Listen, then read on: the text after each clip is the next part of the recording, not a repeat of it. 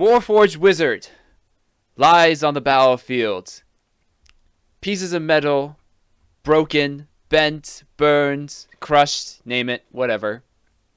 The hill giant stands over him, grinning, as now has a new toy to add to his collection. Suddenly, a figure emerges from the bushes. The Halfling Barbarian, more than a quarter of the size of the hill giant.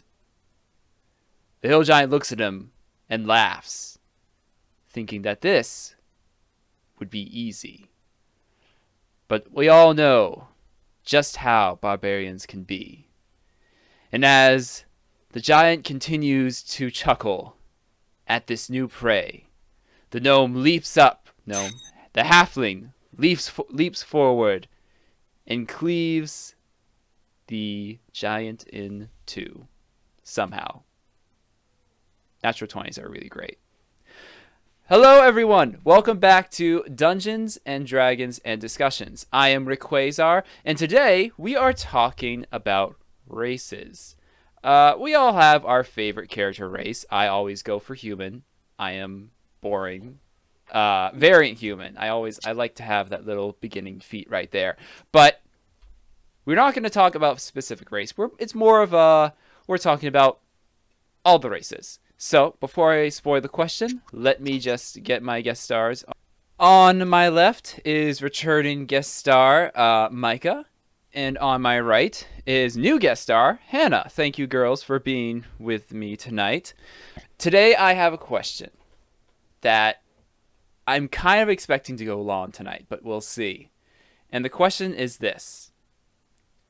Should a player's health rely on their race instead of the class they choose?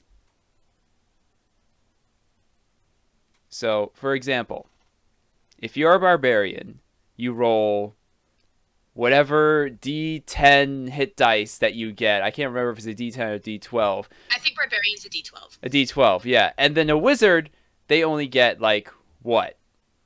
A D6? A D8? Something low, right? It's a D4, right? They maybe flip a coin. Okay, yeah. If they get health or not. Yeah, I know.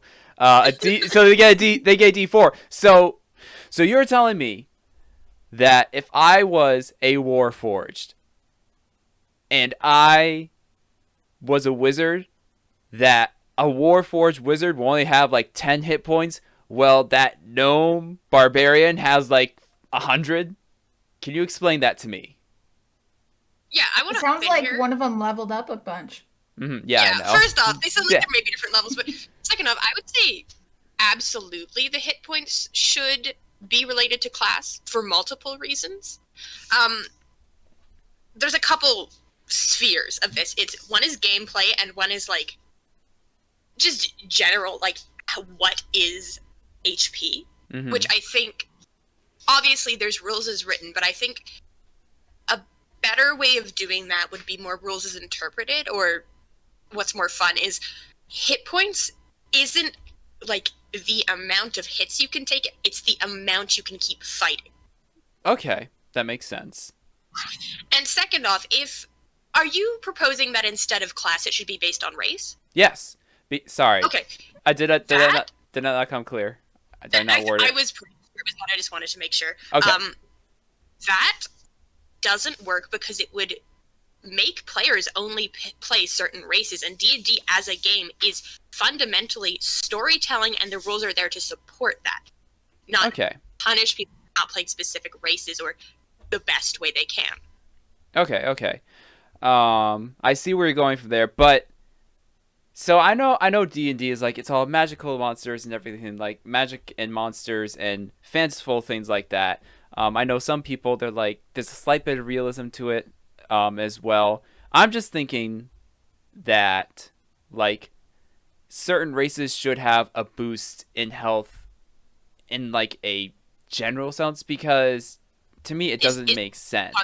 Well, they do. You get a constitution bonus. You add 2 attributes. You get 1 extra hit point per level just from your genes, which, I mean, you got that, the halfling with 100 hit points. I would say maybe the Warforged at a similar level, they got a free 10 to 15. I don't know how long it takes the gnome barbarian to get to 100. A while. It takes a while. I overshot a little bit. I've actually haven't played barbarian a whole lot. But it doesn't take that long to get to. Yeah, it doesn't. It doesn't. It's like 8 to 10 if you roll well. Mm-hmm. Yeah, it does not take them a whole lot. But my reasoning behind this is this. Like, I'm not saying... my father, who was on this show a while ago, he said that it's like this, that certain classes may have, like, exercise physically more often, so that way they are, like, you know, more meaty than others. Yeah, they have more hit points. I can say yes and no to that, because see, what I think is like I'm playing a warlock, right? And he gets like average hit points, but it all depends on like what you said with the constitution bonus right there. You can stack as much as you want into it, and it doesn't matter if you have a constitution bonus because of the race or not. But I just think that certain races have that natural like, you know, like the turtle race, right? The turtle race, they literally are a walking shield, and they should get a bonus to AC. Yeah, which makes AC, it harder for sure. to use the HP, which in turn, basically, with turtles or any sort of race like that, you have to take into account if they have a natural armor, because that basically is in the same realm as the HP of how long does this thing take to go down, and if it's got a higher AC, it's going to be getting hit less. So even if its HP is the same as other races, fundamentally, it will last longer. Okay. And if you're going to look at races on who should be getting HP bonuses, how would you determine that? To me, the class makes sense, because you're learning how to take a hit, how to not get distracted by damage, how to, like, maybe even fall better so you don't do damage to yourself. Like, maybe that's all accounting for, like, technically this would hurt someone for this standard amount, but for you, it feels like less, or you feel like you can handle more because of all of your training. If you were to go somewhere really extreme with this argument, if you took away class altogether and you looked at, okay, if you couldn't like become a warlock, make some sort of deal with a patron, if you couldn't go through fighter training, all this stuff, you're just kind of on your own figuring things out, but you still are able to get experience through things, and you don't have class. Do you think those people, those characters without a class assigned, should be getting increases to hit points if they haven't learned technically how to take a hit? Or do you think there's innate experience that should increase how well you take a hit, regardless of what specific type of training you're getting? Okay, I see that. Well, it's funny that you mentioned that. From one of the games that I played, there was what's called an adventurer class, and basically that was something like you didn't want to be any of the classes, you were just an adventurer, and you gain like very, very, very minor buffs, but nothing as much as like a warlock or a rogue or whatever. But I think, yeah, I agree with you, but it's like this, right? I am cursed. I will never be able to gain muscle because of what my family is. My family is very tall and very skinny. And no matter how much we work out, we won't gain muscle mass, right? Just because how it works. So I think looking like at a orc or a giant, they are naturally these big, durable creatures that can naturally withstand, you know, a lot of harsh elements. So without training, they are just that's it. I'm struggling to argue this. Every like species has its, like, you know, its natural defense system, and a giant or orc has that in their strength, in their natural strength that they have. Well, that kind of segues into okay. real people. Think about real people. There's a lot of diversity in how people are depending on where they're from, how they're raised, like environmental factors, all that sort of stuff. And we're kind of, because D&D is a fantasy world and we don't actively live in it and don't have to think about that stuff, we kind of assume all these races are like one guy times 1,000. Mm-hmm. When in reality, there would be so much diversity within like orcs and Goliaths. Like, not every orc is going to be this big, beefy guy who could take 1,000,000 hits. There's probably lots of orcs out there who are like, just like a guy, just like a human person. Or like they're really short and they're really skinny, and no matter how much they work out or what they try to put on, they aren't going to build muscle mass. Mm-hmm. And there's a lot of that sort of determinism in D&D and a lot of like tabletop RPGs where it's like, if you are X, this is how you behave always, or this is what you will become. That's a different discussion than this, but that really assumes that every single person in a race is going to be like an exemplar of that race, or what you think an orc should be, when in fact it would be like, there's lots of different types of orcs, and they, like, maybe there's a guy who just doesn't really like working out. He'd rather be a rogue or a wizard or a sorcerer, maybe even. Like, you gotta think of it more as like, it is a complex society. There is so much like difference within the people in it. Okay. But what if only the adventurers are the ones that we see? So we're not even like talking about a sample size of 1,000. There's going to be variants. What if the 5 people from the orc society that typically go on adventures, they are the beefier ones? Mm-hmm. And that's what the rules are built around. I don't think so, but well, the rules.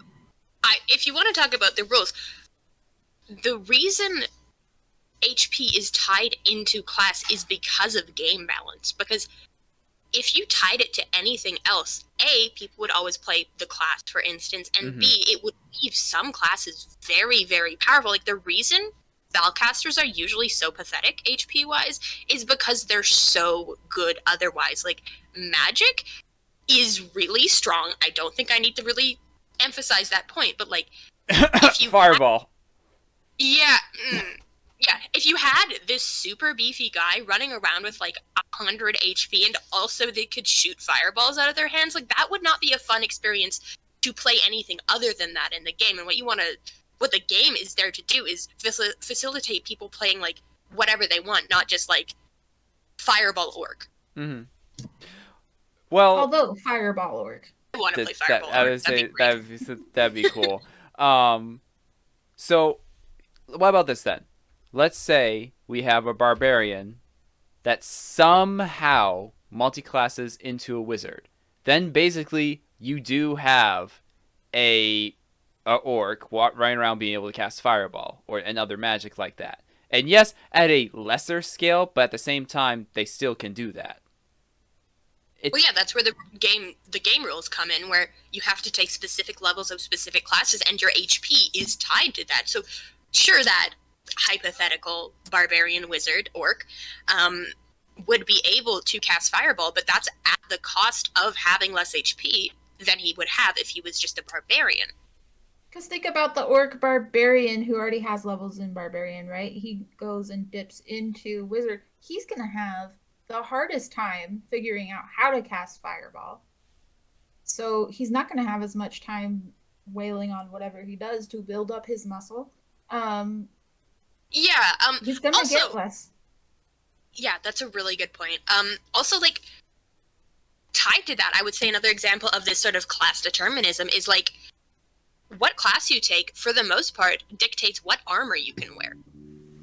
And I would not say, oh, that orc over there should be able to wear heavy armor just because he's a big guy. Like, it's all about what the training and lifestyle of these classes impart upon the person. Okay. Well, that's good. But let's talk about, like, there's feats. So you want to talk about experience and how, like, those who are experienced barbarian, they will be stronger than, like, say, a wizard because they're doing more physical activities. It's not going to stop a wizard from realizing, hey, I'm kind of like noodly. I need some extra defenses, and goes and trains and gets like the I don't know what the feat is called. The feat that lets you wear heavy armor. And yeah, you would have to get the other 2 feats that you wear light and medium armor, but you could get that point of being able to wear said armor. You know what I'm saying? Well, yes. Yeah, and I would expect someone, maybe the DM in combination with the player, to come up with a story reason why that feat suddenly happened. Not like overnight leveling. There would need to be story reasons in game explaining that. It wouldn't just be well, now I leveled up and I can suddenly use this armor. There needs to be training explained for it. Yeah, exactly. The wizard wanted to be buff. Also, that is a fair point, but that's also saying this wizard then basically, for the rest of all time, puts all his feats into getting this heavy armor, and that's the drawback. Is sure, he's real hard to hit, but he also doesn't have like any of the other feats that may also be beneficial. It's all about that balance. So, and that's one thing that could... One more time. That's something, balance is... You have like people like min-maxers who like try to make broken characters. I actually dipped into that a little bit. When you have something that's just like, oh, I can instantly kill something with like, I can stack all my damage and blah blah blah. It's like, it's not fun. But balance is something that you can tamper with slightly if you know what to do. And that's one thing that I would like to discuss as well, is if there was a way where races could be the thing that the races have natural hit points versus them getting hit points from a class, what would be like the way to balance that out for everything? You know what I'm saying?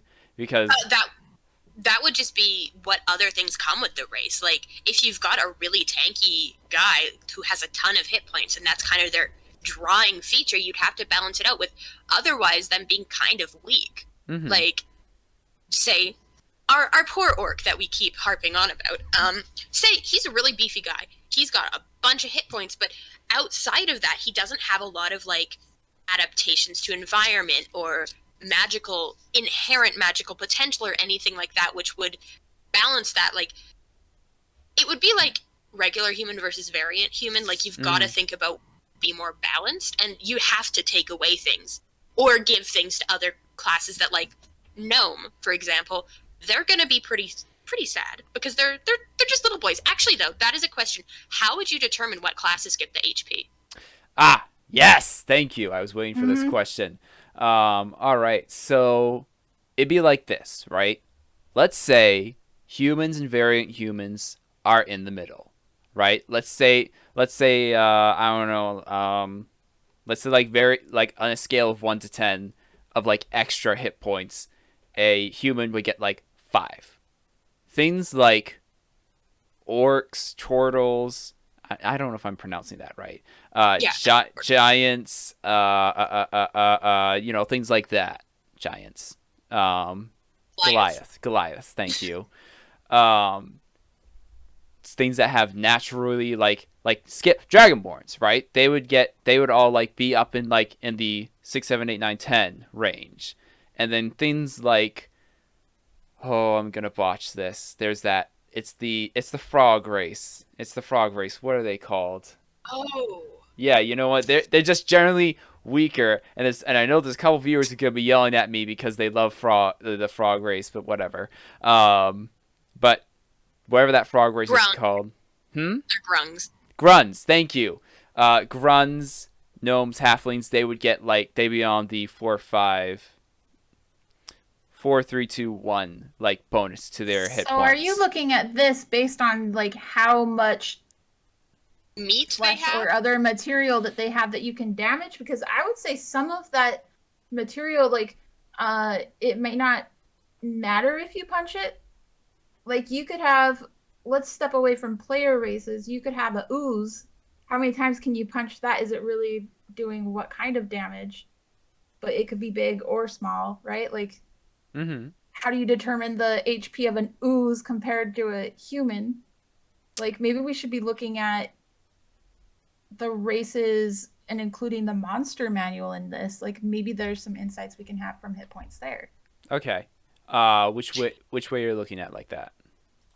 Well, I think kind of what Mike is trying to say is you're kind of going from the bigger, beefier boys are going to have more hit points. When, like, again, kind of drawing back to what I touched on very early in the discussion, hit points could be the amount of health you have in your body, but I would actually say it's probably, like, how long you can fight for and how many hits you can not only take but power through. Because, like, listen, if you stab a guy with a knife, it doesn't matter how many hit points he has. He's been stabbed. That sucks. Yes. It's going to be a thing of training and fortitude to get through that, not like how big his biceps are. Okay, so Micah, you first. So yes, I am talking about like what I just named was like bigger, beefier characters.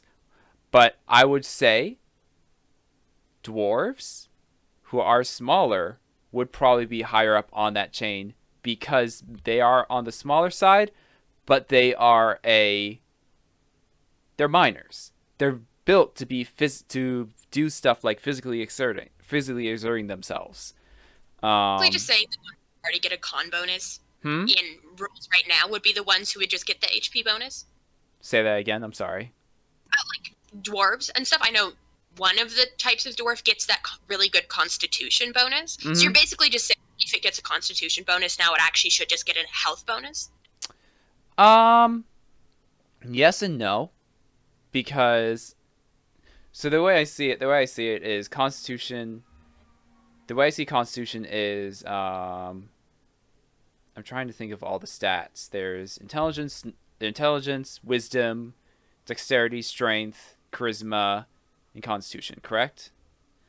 So the way in the game that I played, it was actually the only tabletop game I played. Constitution was called willpower.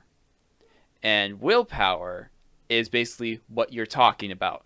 It's not a like, oh, I can take stabs and like a health bar goes down. I can take a stab and then use willpower to keep myself going forward so I can endure more pain. Okay, actually, that's interesting you mentioned that because 4th edition D&D does have a saving throw that's related to will, which, okay, I've got a couple of things I want to deconstruct in the thing you just said. First Go off, ahead.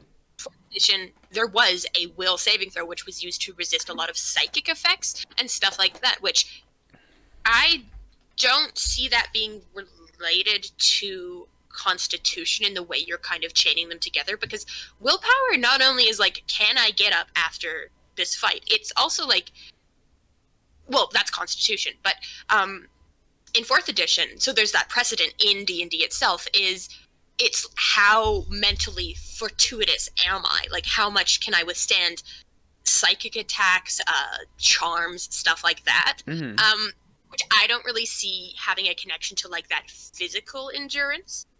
But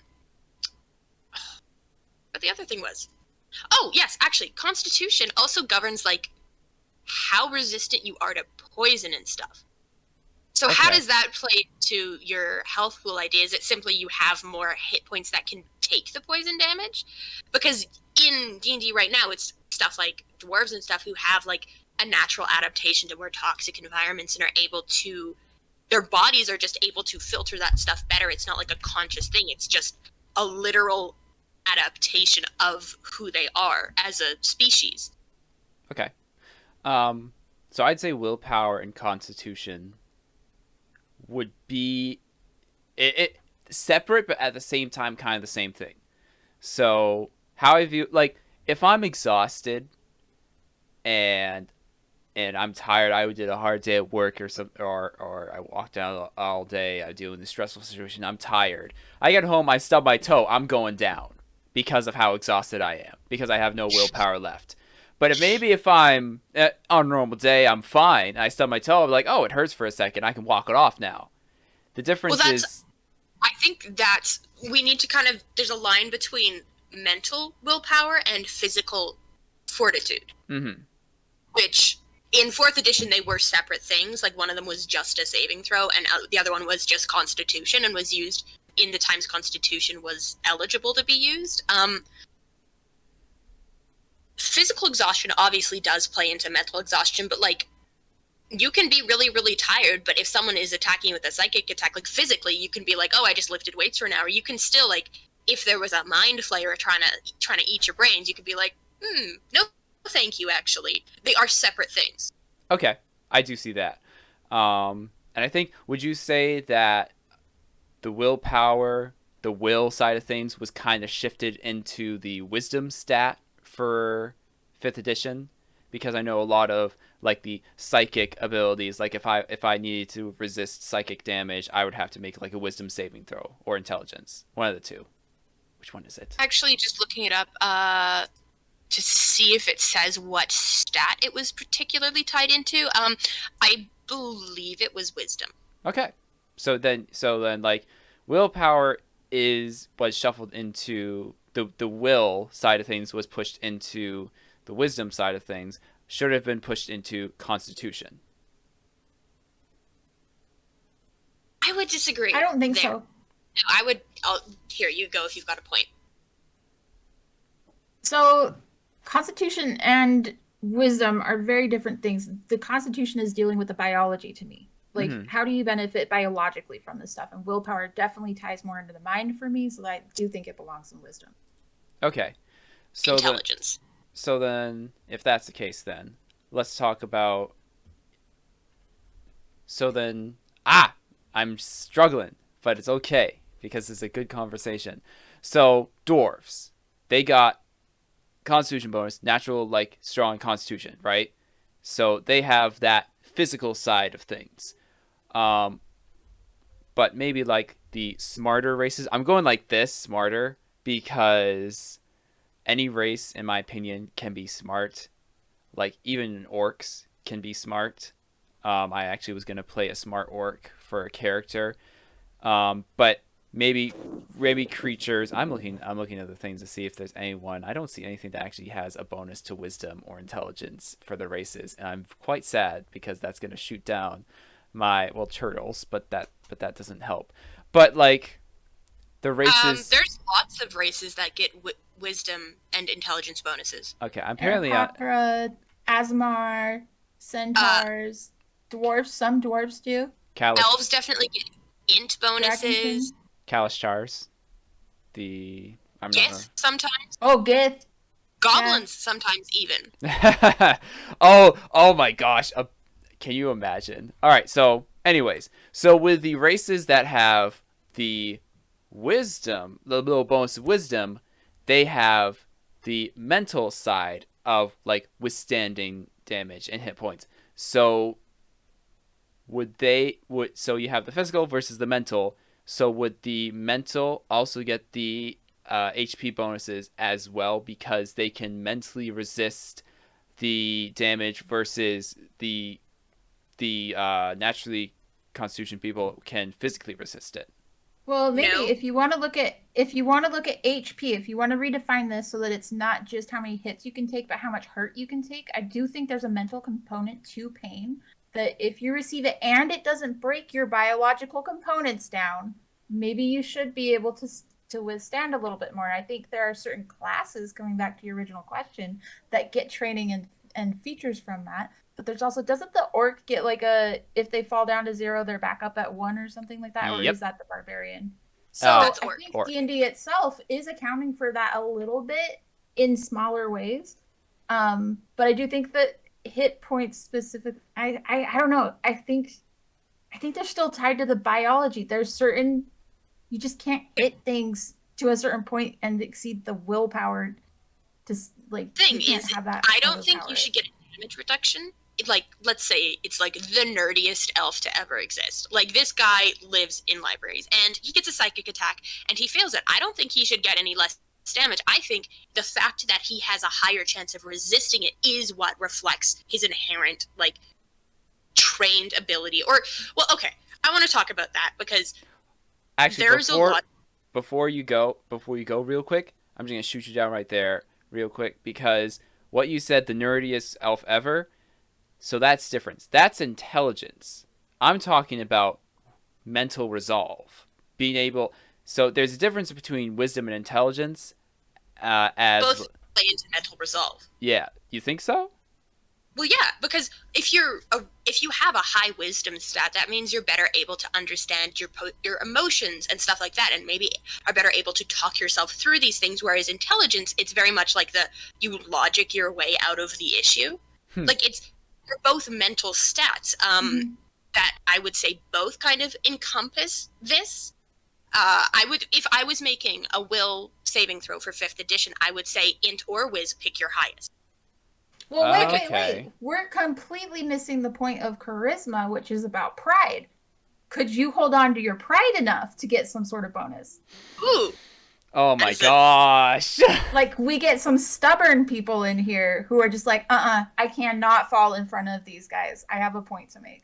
Your ego is simply too large. Why do you think bards can never go down? You think you kill them, but they always get back up again. It's the encore feat. It's the encore feat. That's right. Oh, okay, but that's actually a good point. I would agree with that and say yes, but I wouldn't say it's as powerful as a mental or physical resolve, because you could be prideful and be like, no, I can't lose, and like turn into an anime character and just like, just pull your final form, whatever it is, like. Well, I don't see why not. Yeah, exactly. This is just the ego. Yeah. I don't think this has any place in HP. Just no. Actually, I would, on further review, I would actually support charisma, because there are the 3 mental stats, and it would be very mechanically unfair to completely leave charisma out when there's like classes that could very much benefit from this, like bards and warlocks and stuff, that their charisma is their thing. So leaving out of like that's your will stat would suck for them. Yeah. So that's really interesting, because now we have intelligence stats. We have 3 of those being like, well, sure, maybe we can work something in for that to affect hit points. We've got the classic con modifier that has been used for hit points. What is it about strength and dex that's not being figured in? Why aren't those accounted for? So, if we're going to be looking at balance, if people want to focus on dex and strength, why should they? Does it make sense for them to lose out on hit points? Like, if they're just going for that type of build? So the way I would say. Okay, thank you. The way I see dex is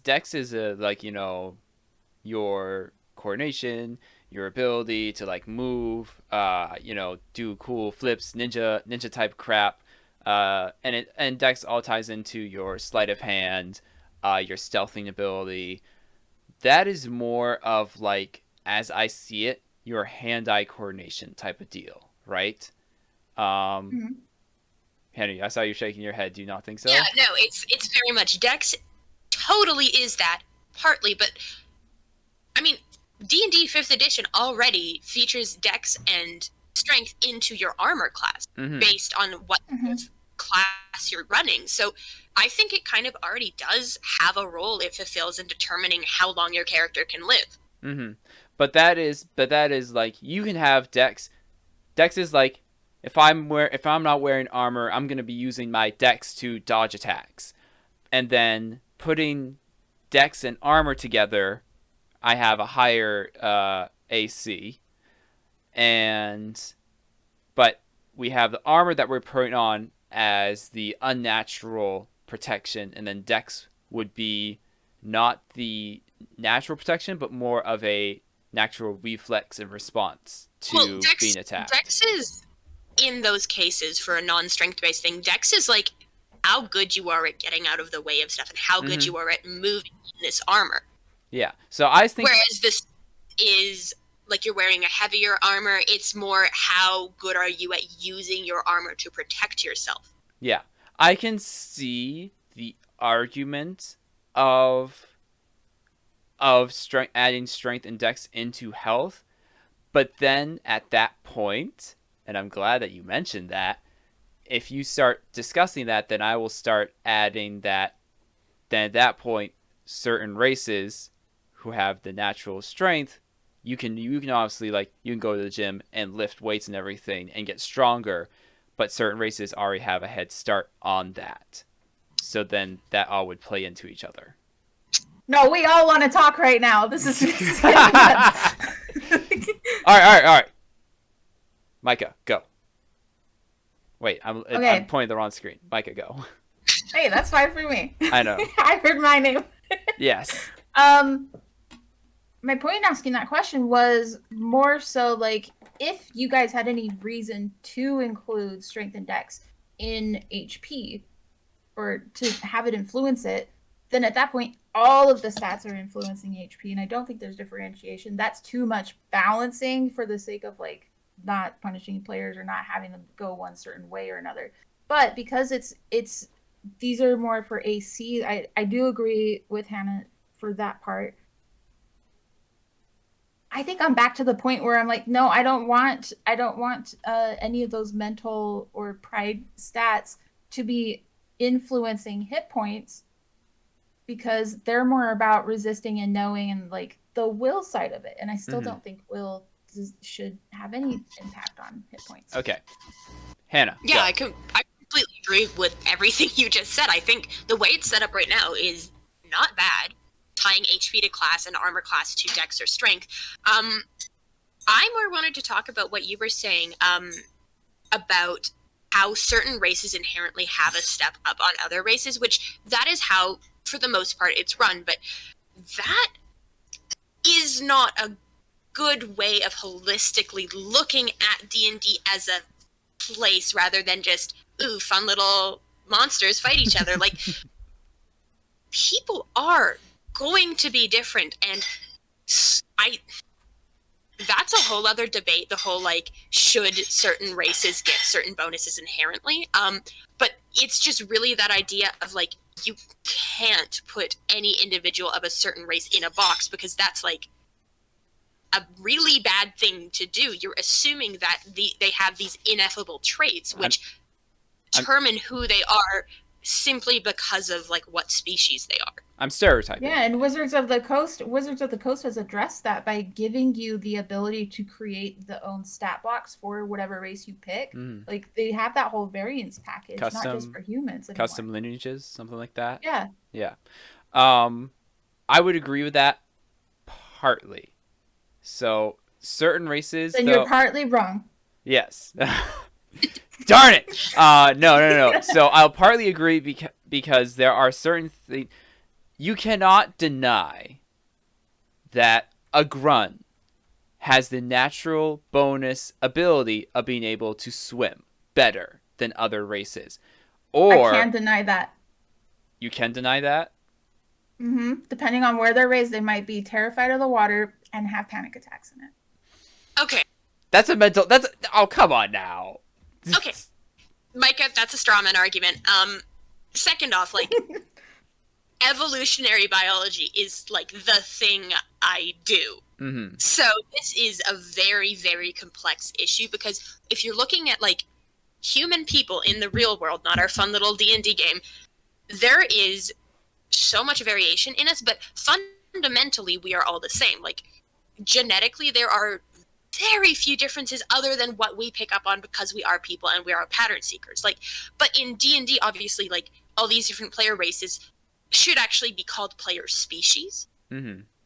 Because the concept of race is something that doesn't really exist. It's just a nice title to put on it. I get why the Coast did it, but it should be player species. I know. I was very nervous about talking about races because of being claimed to be a racist, because I'm telling certain races are just better than other. I'm like, wait, no. So yeah, I was very nervous about saying things like that. I think definitely bringing up the fact that grungs, like, are amphibious, so they would have that adaptation to be able to swim and breathe underwater. That is totally legit. But if you're assigning certain, like, more ephemeral characteristics, like, this race as a whole is smarter. Okay, I would agree with that, what you're saying. And also, I would say having races that are alignment locked is just as bad, because alignment, again, whole other issue. Yes, that is a different conversation. I actually heard that you two talked about that. Might have you back for that, and I'm steal it because I like that. I like that thing. But we'll come back to that. Different conversation. Certain species in D&D are going to be better at certain things because they're selectively pressured by whatever environment they're hereditarily from to have those adaptations, because it is beneficial in a survival mechanism. But I would say largely, since most of the player races are races that come from an established society and culture and set of cultural rules. I mean, there's lots of different ones, obviously, but a lot of that is going to be taught behavior rather than inherent behavior. Because once a species has the ability to self-reflect and be cognizant, like, those behaviors the adaptations stop being you have to have a biological pressure for something, and it instead becomes cultural evolution to deal with a problem. So there's less differences in adaptations, and it's more like, what are the cultural differences that enforce these traits? So I could say, you could say certain classes get certain bonuses based on their biological features, like Constitution for dwarves, because they're involved in these very toxic environments. Yeah. But I would also say that classic high elf intelligence bonus is more of a cultural thing than an inherent, their brain is just better. Okay. Excellent. So things like, chortles, natural armor, we could argue minotaurs could be... Are you guys going to shoot me down if I say minotaurs are naturally stronger? Are you going to shoot me down if I say that? I mean, you can get a kick to the head with a horse and die from it. So I would say minotaurs are pretty beefy. Okay. I'm not even going to touch Warforged. I haven't talked about Warforged this entire time because that is... Warforged. I think they can get bruised. Are you making fun of me? A little. I think Warforged should, from the beginning, have been able to choose what statistics they get. Because Warforged are designed for a specific purpose in mind. Sure, most of them are designed for war, and you would get strength or con bonuses or whatever, but maybe there was Librarian bought 3000. A C3PO and Dungeons and Dragons.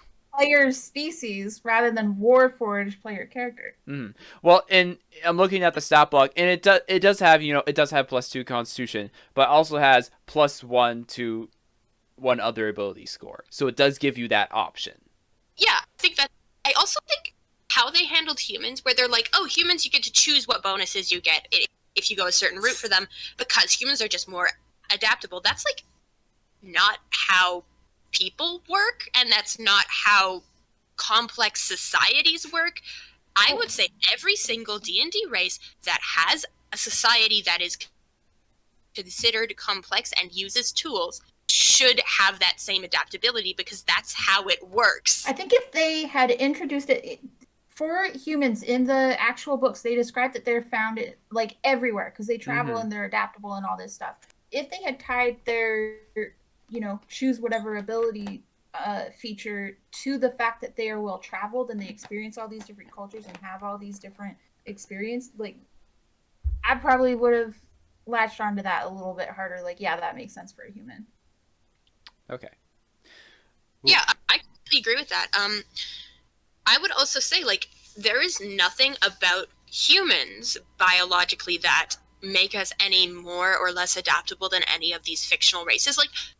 I can see because, again, D&D, fantasy universe, it's a newly established species to the Forgotten Realms. Mm-hmm.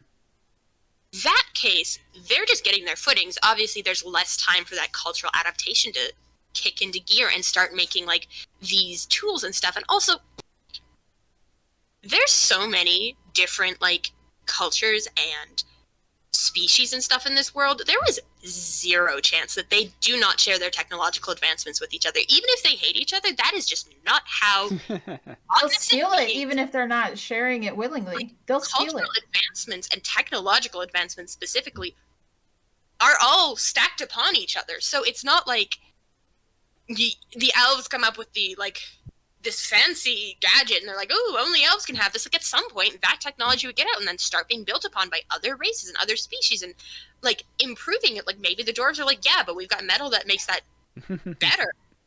Like, there is so much diffusion of ideas within cultures. Like, it's not like they all live in a little bubble, and there's the elf bubble, and the orc bubble, and the human bubble, and the dwarf bubble. Like, there's just so much wrong with the idea that, like, your race determines what you're good at. Okay. All right. We are going late, though, and I knew it was going late, but I want to pull back to the original question of, should you get HP bonuses to your for your race versus your class? I do want to pull that back to that for the next couple of minutes before I end this. We all make a point that they have naturally they have some bonuses to, like, little things here or there, not as much mental, right, but more of, like, physical, depending on what it is. Like, grunts can swim better, turtles have natural armor, shifters are just amazing. I love shifters, but things like that, right? So obviously that does play into the hit point on the physical side. You know what I'm saying? But maybe not so much as the mental side. I would still say the answer would be no, because as we discussed, like, the hit points aren't an inherent ineffable trait of any one species, and they're determined more by the culture the person was raised in, but also, like, what training and what specialization has this adventurer, let's say, chosen to do with their life. Like, the wizard isn't going to be lifting weights even if they live in a society that loves weightlifting, because that's just not where their attention needs to go to be a good wizard. Man, that one orc is going to be an outcast in his tribe. So that's why do we also want to introduce the factor of, like, yeah, if we're going to say hit points are tied to a race, are we also at that point going to say hit points are tied to age? Because as you get older and advance into different stages, there's a certain point where you can take more, but then you start dropping off. So if you tie it to race, I think we should bring age into this. Okay. Yeah, we have 10 minutes to spare. Age! That actually is... Okay, well, but then that does also tie into certain races as well. I mean, elves live how many years? Yeah, so you would have inherent hit point, real big bonuses beyond just, like, my character's going to live 1,000 years and they're going to be in the prime of their life for multiple centuries. I don't have to worry about hit points the way the rest of these races do if we're not basing it on classes. Those longevity races would be the ones that are played the most. Yeah. I want to call a friend here because I don't know if this exists in Dungeons and Dragons, but the Asgardians in Marvel, I don't know if it talks about that in the movies, but I definitely talks about it in the comic books. Asgardians, they get more powerful the older they get. There's no races like that in Dungeons and Dragons, right? Do they die of old age? Dragon. They don't. And yes, I forgot about dragons. Well, if you're immortal, then yeah, I could see hit points not drifting off because your body's failing. Yeah, more powerful until at some point they die. Yeah, I wouldn't say immortal because Asgardians can be killed and dragons can be killed. So they're more just like they level up with their age, if you will allow that. Well, okay. Yeah. That would not make sense for a player character to have that. That's just not fair game design. Yeah. And it's also very unfair if you're playing basically any race other than one of the super long-living ones or one of the super beefy ones. Like, what if you're playing a Kenku? You are so screwed. Like, you're a super fun race, Kobold. but they are not long. Kobolds, that's right. They're not beefy. Like, that would just be bad game design. And I would also, like, I can see where you're going with that, but I also can say that I've seen a lot of very buff, still with it, still amazing, like 70-year-olds who are just like, yeah, they're old, but they're still in shape, and they still have that's because mental they're resolve. putting all their feats and their training into that, right? They're yeah. active. That's what they're spending their free time on.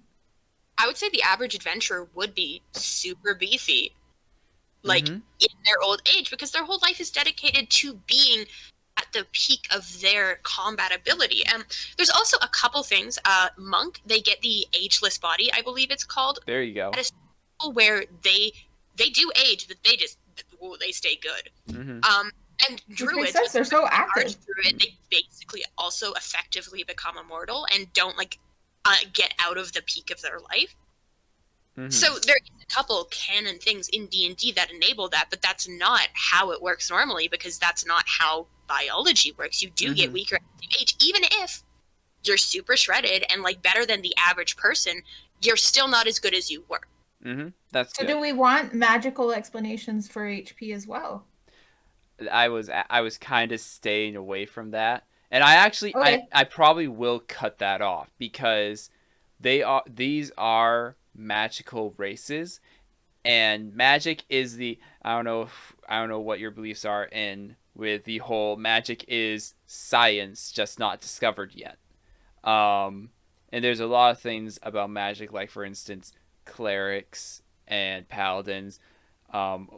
Eventually I will talk about, is death even real in Dungeons and Dragons? Like, obviously it's real for gameplay wise, but in a fanciful world where you have people who are followers of gods and goddesses of life, who can just be like, oh, my friend died, revivify, and then he's back to life. But different conversation. And magic is just, it's just a difficult thing to add into it. And we have been, in a sense, because, grunts and minotaurs, that isn't a natural thing. That's more of a magical species and race right there.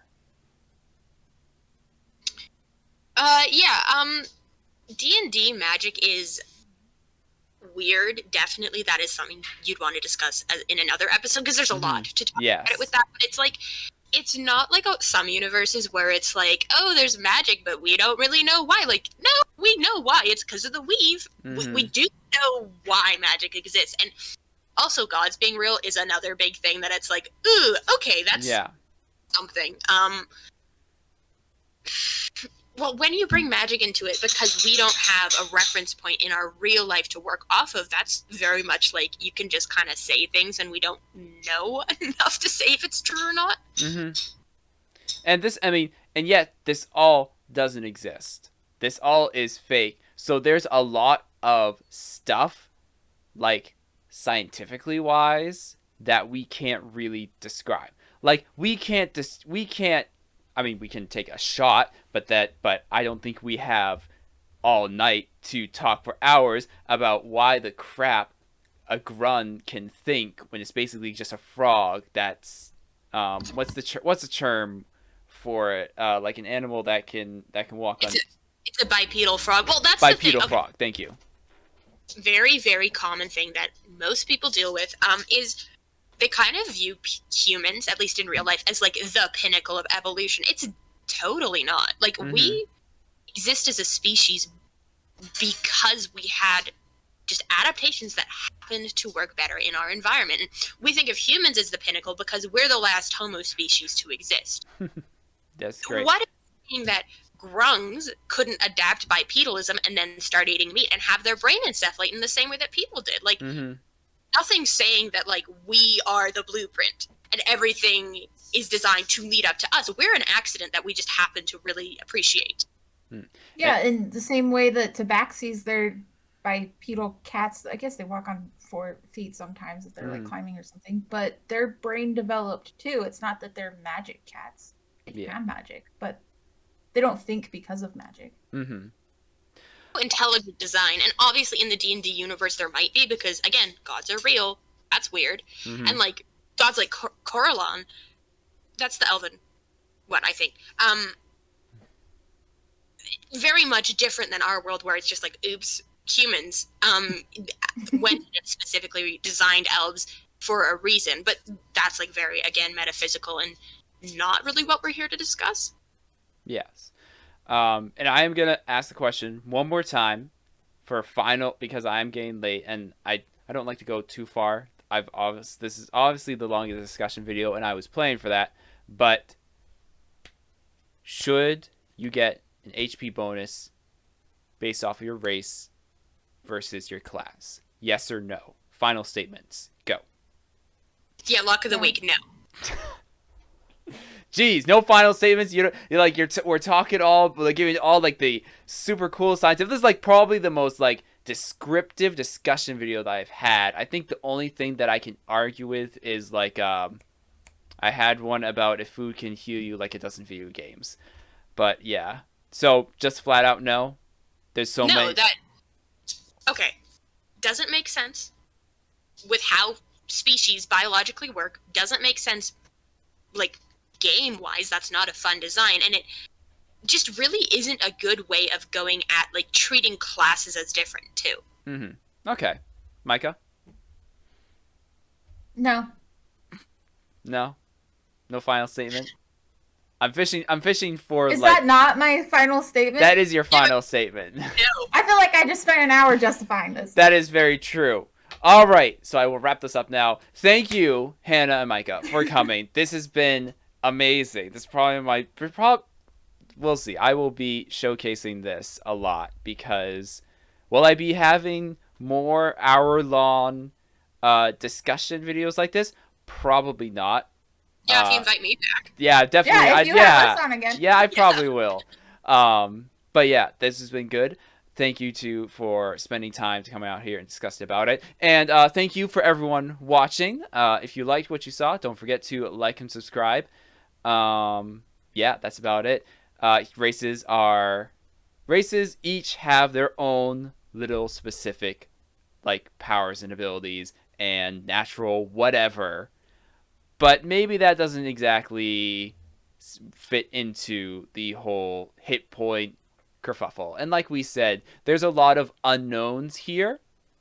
But for multiple reasons, it doesn't matter. Because it depends on just where you basically like our opinions. Yeah, our it depends opinions. On our opinions. That's right. But I was gonna say more along the lines of like where they grew up and what they're doing. But I'm gonna end it right there. Good night, everyone. Thank you for tuning in. Please, if you like what you saw, tune in next time for Dungeons and Dragons discussions. Say good night. Good night.